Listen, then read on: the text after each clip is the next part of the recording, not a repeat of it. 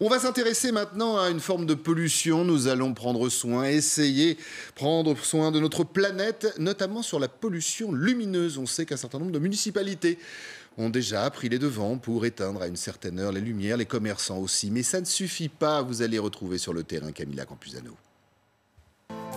Samedi 30 mars, 20h30, extinction des feux pendant 1 heure.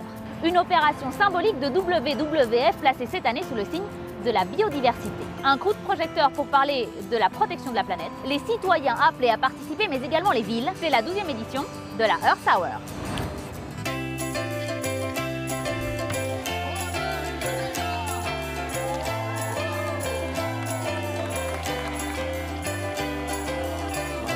Si on prend en considération les fuseaux horaires, ça vous fait une très belle vague d'extinction lumineuse. L'année dernière, 188 pays avaient été mobilisés, ça fait à peu près 7000 villes, et ça faisait 12 000 monuments qui ont été éteints au même moment, et qui symbolisent la mobilisation mondiale que nous souhaitons des citoyens pour la protection de la planète. Depuis l'année dernière, nous sommes mobilisés pour la biodiversité, nous le serons encore sur les 2 années à venir. Pourquoi ? Parce que nous souhaitons qu'il y ait un grand accord international sur la biodiversité, à l'image de l'accord qui a eu sur le climat en 2015. Éteindre les lumières, plus qu'un symbole, un vrai geste pour l'environnement. Trop d'éclairage, c'est un sommeil perturbé et un rythme de vie pour certains animaux altéré. En 25 ans, la lumière artificielle de l'éclairage public a fait un bond de 94%. Plus d'éclairage et plus intense à tel point que par endroits, on a même du mal à voir les étoiles dans le ciel.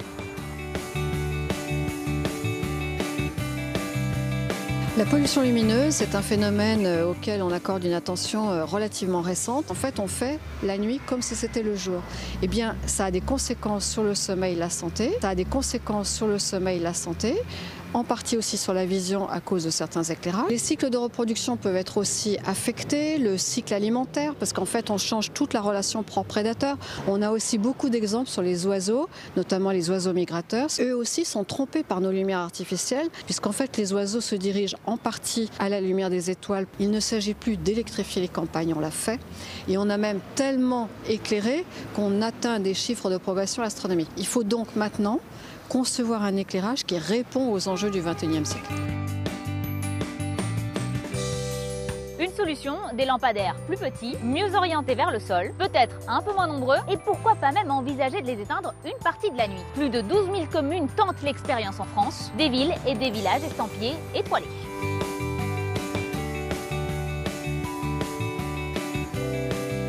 Ces luminaires, le flux étant orienté vers le sol, n'éclaire plus du tout, et vous le voyez, sur les façades, sur le haut, sur les toitures et donc sur le ciel. Et en plus avec des températures de couleur qu'on essaie de maîtriser. Dans une petite commune rurale comme Saulieu, de 3000 habitants mais avec beaucoup de hameaux, donc beaucoup de points lumineux, nous avons réalisé en l'espace de 5 ans l'équivalent d'une économie de 50% de notre facture d'éclairage public.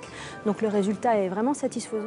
On éteint entre 11h le soir et 5h du matin. Nous avons constaté que le fait d'éteindre la nuit n'a aucun impact sur les cambriolages.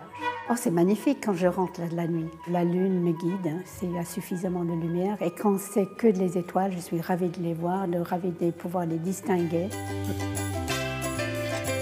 L'éclairage public, pas la seule source de pollution la nuit. Vitrines et bureaux sont déjà dans le collimateur. Depuis 2013, ils sont censés éteindre les lumières le soir, un arrêté qui n'est pas vraiment respecté. Et pourtant, ça permettrait d'économiser l'équivalent de la consommation d'énergie de 370 000 ménages par an. Autre piste potentielle, les panneaux publicitaires. Les éteindre pendant l'hiver en plein pic de consommation des foyers permettrait tout simplement d'éviter de recourir aux centrales à charbon.